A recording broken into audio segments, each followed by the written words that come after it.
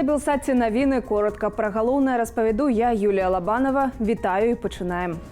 Святлана Тихановская завершае візит у Варшаву. Напередадні абраная прэзідэнтка Беларусі сустрэлася з прэзідэнтам Польшчы Анджэем Дудам, дзе прапанавала дадаць Беларусь да люблінскага трохкутніка. Цяпер у яго ўваходзяць Польшча, Літва і Украіна. У неафіцыйнай частцы спаткання бралі ўдзел і прадстаўнікі беларускай дыяспары. Для польскага прэзідэнта заспявалі традыцыйныя беларускія песні. Наперадзе свету паводле колькасці накладзеных санкцыяў. Беларусь увайшла ў пяцёрку рэйтынгу краінаў з самую вялікую колькасцю накладзеных абмежаванняў.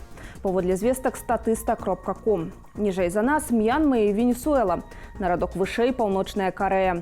Лідар рэйтынгу – Расія. Яна паднялася на першы радок пасля пачатку поўнамаштабнага ўварвання ва ўкраіну. Затрыманая учора маці палітзняволенага палітыка Паўла Севярынца ў шпіталі праз высокі ціск. Пра гэта паведаміла дачка Таццяны Севярынец.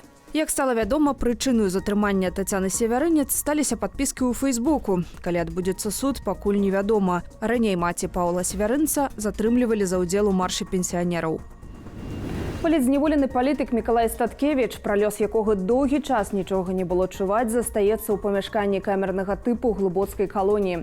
Пра гэта паведамляе Байпол. Паводле аб'яднання былых сілавікоў на Статкевіча сабралі матэрыял для новай крымінальнай справы за нібыта зацятае непадпарадкаванне адміністрацыі калоніі. Палітычнаму вязню могуць дадаць да тэрміну як мінімум паўгода. У 2021-м Мікалая Статкевіча засудзілі ў справе Тихановскага на 14 гадоў пазбаўлення волі.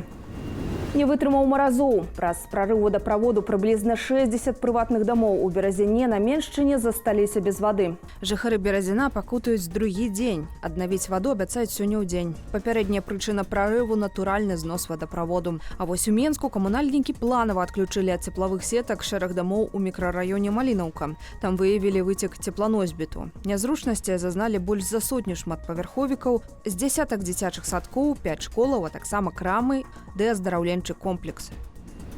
У Расіі ж сапраўдная эстафета адлучэння цяпла і гарачай вады. Цяпер у -10 за вакном яе пераняў Владивосток. Порыв тепломагистрали. Вот вода у нас вовсю льется. Звонили 112, звонили в городскую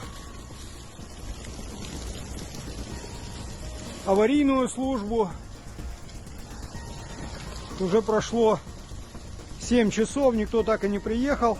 Гэтае відэа здымаў мясцовы жыхар аднаго з 18 шматкватэрных дамоў, што засталіся ў холадзе праз аварыю цепласетак. У іх жывуць больш за 3000 чалавек. У Падольску ж у справе аварыі на цеплатрасе 9 студзеня затрымалі намесніка старшыні адміністрацыі і дырэктара кацельнай. Праз здарэнне мёрзнуць больш як 20 000 чалавек. 170 шматкватэрных дамоў з 4 студзеня застаюцца без цяпла. Цярпяць і іншыя жыхары Падмаскоўя. Бандыты на вуліцах, падпаленыя аўты, серыі выбухаў. Мафія ў Эквадоры падняла мяцеж пасля абвешчанага прэзідэнтам краіны надзвычайнага становішча. Вядома, прынамсі 10 загінулых, колькасць пацярпелых расце.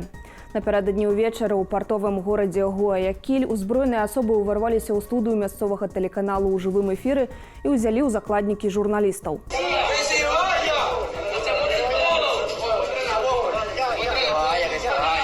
Працаўнікоў студыі паклалі на падлогу, пасля чаго трансляцыя перарвалася. Паліцыі ўдалося арыштаваць нападнікаў і вызваліць тэлеканал. Сітуацыя ў Эквадоры абвастрылася пасля пабегу з турмы лідара злачыннай групоўкі Лёс Чанерас Хасе Адольфа Масіяса. Ён адбываў пакаранне 34 гады зняволення.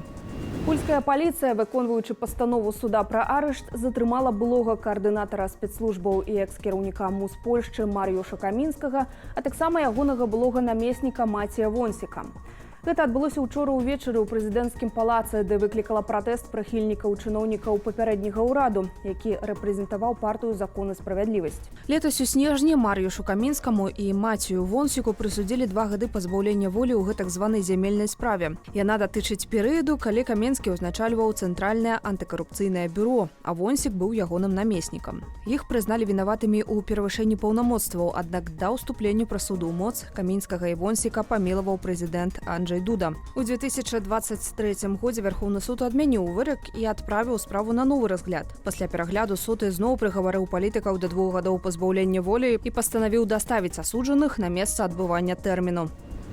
Прыходзяць на дапамогу ў маразы не толькі людзям, але і птушкам. Працаўнікі МНС Берасці ўратавалі лебедзя, які прымёрз крылом да лёду. Птушку паралізавала, крыло прымёрзла і скавала рух. Ратавальнік, рызыкуючы праваліцца пад лёд, меўся падпаўсці да лебедзя, каб уратаваць яго. На грыбным канале гораду лебедзі засталіся з лета, а цяпер для іх зрабілі палонку. І гэта ўсе навіны ў кароткім аглядзе. Каментуйце выданне, стаўце лайкі і дзяліцеся ім. Так інфармацыю пабачаць яшчэ больш гледачоў. Падсумаванне ж інфармацыйнай карціны дня глядзіце ў аб'ектыве о 20:00. Заставайцеся з намі.